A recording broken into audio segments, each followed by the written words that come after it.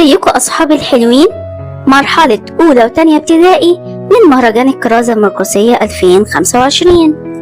بعد صعود ربنا يسوع للسماء وحلول الروح القدس على التلاميذ يوم 50.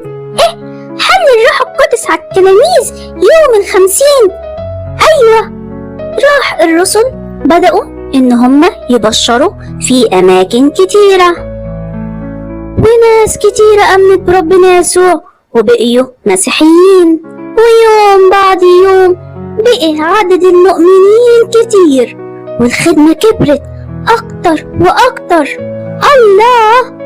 فكان ضروري يكون في خدام تساعد التلاميذ في خدمة المحتاجين، وبالفعل اختاروا 7 رجالة، والتلاميذ اتفرغوا وركزوا في الصلاة والخدمة وكلمة الله، وقدموا ال7 دول للرسل. قدموا ال7 رجالة دول لمين؟ للرسل. راح الرسل صلوا على ال7 رجالة وحطوا أيديهم عليهم ورسموهم شمامسة، وكان من ضمن الشمامسة دول استفانوس. وبعد شوية انتشرت كلمة الله بزيادة وكتر عدد التلاميذ في أورشليم، وعلشان استفانوس كان راجل مليان بالنعمة وفيه قوة، ربنا كان بيعمل عجائب ومعجزات هايلة على ايديه مع الناس. استفانوس ايوه كان مليان نعمة وحكمة وكان بيعمل معجزات، وكان الناس دول بيقعدوا، كان في شوية ناس يقعدوا يجادلوا استفانوس. يعني ايه يجادلوا؟ يعني يقولوا لنا لا احنا مش مقتنعين بالكلام اللي انت بتقوله، وكان استفانوس يقنعهم بالكلام عن طريق تفسير آيات في العهد القديم. يفسر لهم الآيات، إن الآيات دي كلها بتشاور على ربنا يسوع المسيح علشان هم يؤمنوا بربنا يسوع المسيح. وبعدين قدر عليهم ولا هم اللي قدروا عليه؟ ربنا يسوع. استفانوس كان مليان حكمة ونعمة، فما قدروش عليه خالص ولا قدروا على الروح القدس اللي فيه.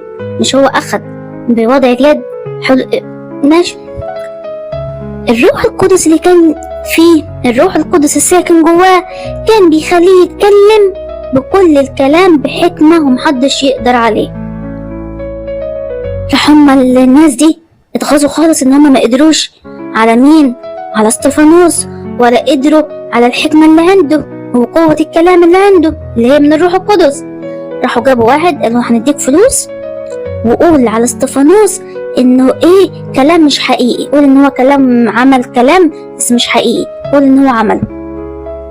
لما ادي الفلوس للولد الراجل ده، راح الراجل ده قال استفانوس ده بيقول كلام مش صح على موسى النبي وبيتهم الله وبيجدف عليه. راح الناس كلها هاجت، والشيوخ ومعلمين الشريعة كلهم هاجوا على مين؟ على استفانوس. راح قبضوا عليه وخدوه على المجلس وجابوا شهود زور يشهدوا عليه. يعني ايه شهود زور؟ يعني شهود ناس تقول كلام ما حصلش كأنه حصل.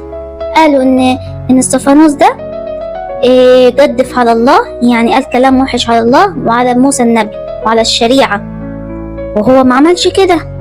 دي اسمها شهود زور، بيقولوا غير الحقيقة كأنها حقيقة.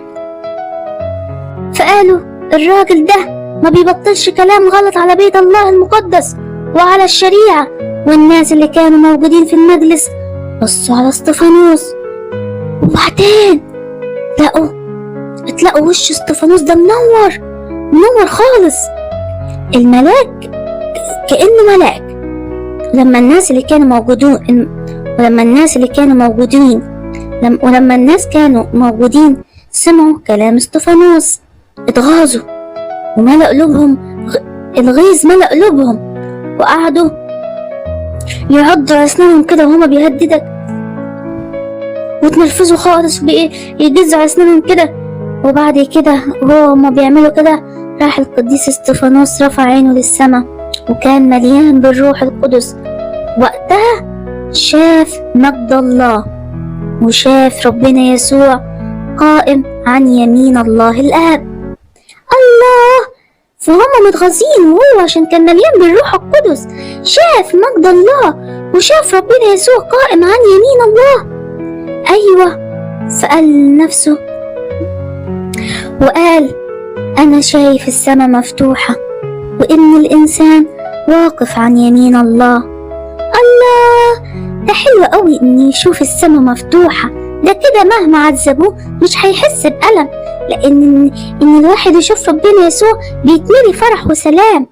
وده اللي حصل بيهم يعذبوا فيه، وهو مش شاعر بأي حاجة غير فرحان بالمنظر اللي ربنا خلاه يشوفه. وبقي يقول أنا شايف السماء مفتوحة وربنا يسوع واقف عن يمين الله الآب. راح الناس اتغاظت أكتر وراحوا كلهم بصوت واحد قالوا طلعوه وسدوا ودانهم. بعد كده هجموا عليه مرة واحدة وراحوا مخرجينه برا البلد وفضلوا يرجموه بالحجارة. يعني ايه يرجموه بالحجارة؟ يعني قعدوا يمسكوا الحجارة الطوب اللي في الأرض ويضربوه بيه على وشه وعلى جسمه. طب ما كده هيموت. ما ده اللي حصل، صح، هو ده اللي حصل. خلعوه اللبس بتاعه، ثيابه يعني، وقعدوا بالحجارة يحطوه كده في الأرض في حفرة كده، وقعدوا يرموه بالحجارة. طب استفانوس عمل ايه مع الناس دي؟ استفانوس كان جميل جدا، زي ما قلنا الروح القدس كان مليه نعمة وحكمة. بيبص على الناس اللي بيرجموه ويقول يا رب اقبل روحي، وبعد كده سجد وصرخ بصوت عالي وقال يا رب ما تحسبش ليهم الخطية دي. يعني وهم بيضربوه وبيتهموه اتهامات غلط، قال لربنا ما تحسبش عليهم الخطية. أيوة، عشان ربنا يسوع علمنا نغفر يعني نسامح، ولما احنا بنسامح بنفرح ونكون شبه ربنا يسوع. فهو كان شبه ربنا يسوع وقال لهم يا رب لا تقم لهم هذه الخطية، ارحمهم واغفر ليهم. وعلشان القديس استفانوس شهد لربنا وفضل ثابت وأمين، ربنا اداله إكليل اسمه إكليل الشهادة. إكليل الشهادة يعني إيه؟ يا حبيبي، اللي بيستشهد باسم ربنا يسوع بيبقى ليه مكان عالي خالص في السماء، بنقول عليه شهيد، وبيبقى ليه إكليل مخصوص اسمه إكليل الشهادة. الله، فبقي استفانوس شهيد وبقي رئيس الشمامسة، وهو أول شهيد من شهداء الكنيسة. بتعيد له في يوم بتعيد الكنيسة يوم استشهاده يوم 1 طوبة. استشهاد القديس استفانوس يوم 1 طوبة، أيوة، أول يوم في شهر طوبة 1 طوبة. استفانوس قدم حياته لربنا يسوع، وبعذابه نال الحياة مع ربنا. دلوقتي هنسأل أسئلة على الدرس. لما الكنيسة أعدادها كبرت قالوا يختاروا 7 من إيه؟ الشمامسة ولا الكهنة ولا الأساقفة؟ لما الكنيسة أعدادها كبرت قالوا يختاروا 7 من الشمامسة. 7 من الشمامسة، برافو عليكي. السؤال اللي بعده، يعتبر أول الشمامسة وأول الشهداء في المسيحية. مين أول الشمامسة وأول الشهداء في المسيحية؟ زكريا ولا ماري جرجس ولا استفانوس؟ استفانوس هو أول الشمامسة وأول الشهداء في المسيحية، برافو عليكي. السؤال اللي بعده، شاف القديس استفانوس السماء مفتوحة وفيها الرب يسوع ولا يوسف النجار ولا ماما العذراء؟ القديس استفانوس شاف السماء مفتوحة فيها الرب يسوع، برافو عليك. القديس استفانوس شاف السماء مفتوحة وفيها الرب يسوع. السؤال اللي بعده، غضب اليهود من كلام استفانوس على السيد المسيح وصلبوه ولا رجموه ولا كرموه؟ اليهود غضبوا من كلام استفانوس عن ربنا يسوع، راح رجموه، يعني مسكوا الطوب وضربوه عليه. برافو عليكي، الإجابة صح. السؤال اللي بعده، تم رجم استفانوس المدينة داخل المدينة ولا خارج المدينة ولا فوق المدينة؟ القديس استفانوس تم رجمه خارج المدينة، برافو عليكي. السؤال اللي بعده، أما أنت فاثبت على ما تعلمت وأيقنت، عارف ممن تعلمت. الشاهد ده في تيموثاوس الثانية 3:14 صح ولا غلط؟ الإجابة صح. اثبت على ما تعلمت أيقنت عارف ممن تعلمت. الشاهد ده موجود في تيموثاوس الثانية 3:14.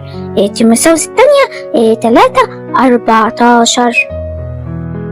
السؤال اللي بعده، الذي تثبت يدي معه أيضا ذراعي تشدده. الشاهد هو مزمور 89:21.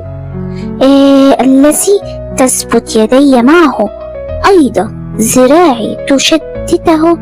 الشاهد هو ده مزمور